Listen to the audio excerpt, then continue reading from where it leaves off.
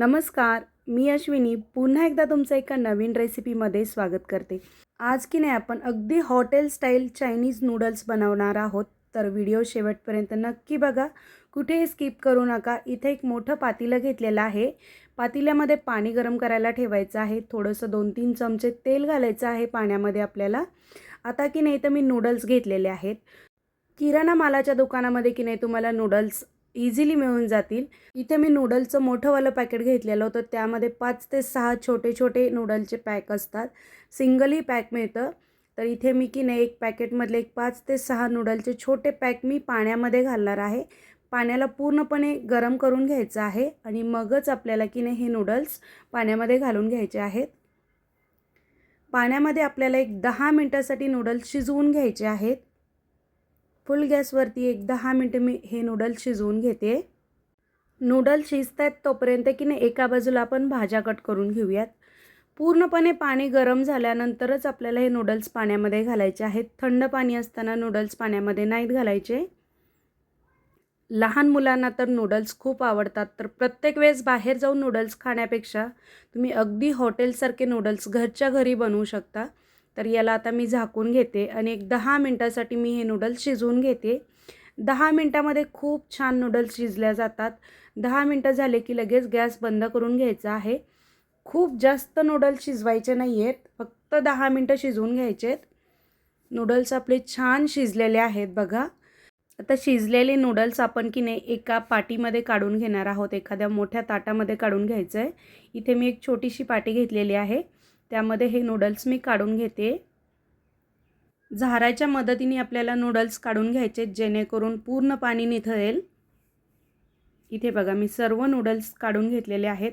आता की नाही यामध्ये आपल्याला थंड पाणी ॲड करायचं आहे। इथे बघा मी आता या नूडल्समध्ये की नाही थंड पाणी घातलेलं आहे आणि थंड पाण्यामध्ये की नाही आपल्याला हे नूडल्स छान मिक्स करून घ्यायचेत।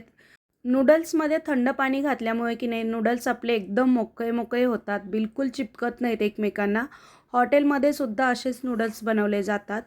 ज्यावेळेस आपण हॉटेलमध्ये किंवा एखाद्या गाड्यावरती नूडल्स खायला जातो ना, त्यावेळेस अशाच पद्धतीने नूडल्स बनवले जातात।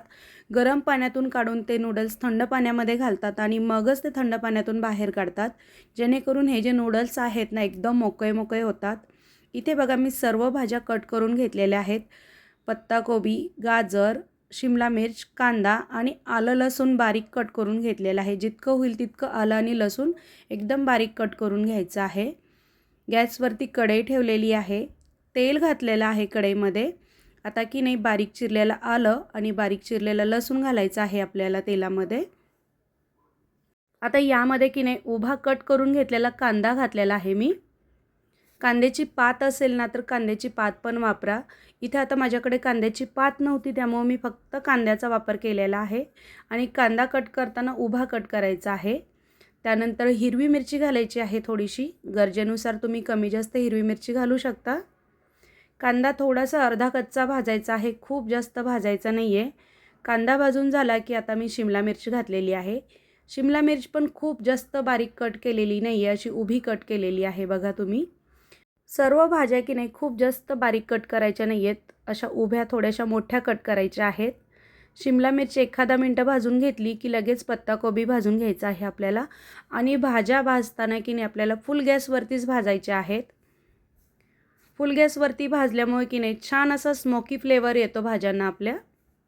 तर इथे बघा पत्ताकोबी, शिमला मिर्च आणि कांदा भाजून घेतलेला आहे। आता की नाही लगेच गाजर घालून घेते मी। गाजर पण मी असं उभं कट करून घेतलेलं आहे बघा। कांदा पात पण घाला थोडीशी जर तुमच्याकडे असेल तर। तर बघा एक 2 मिनिटं मी हे भाज्या की नाही छान अशा फुल गॅसवरती भाजून घेणार आहे। खूप जास्त भाज्या भाजायच्या नाही आहेत, थोडंसं चवीनुसार मीठ घालायचं आहे। भाज्यांपुरतं फक्त मीठ घालते मी, खूप जास्त मिठाचा वापर करायचा नाही आहे।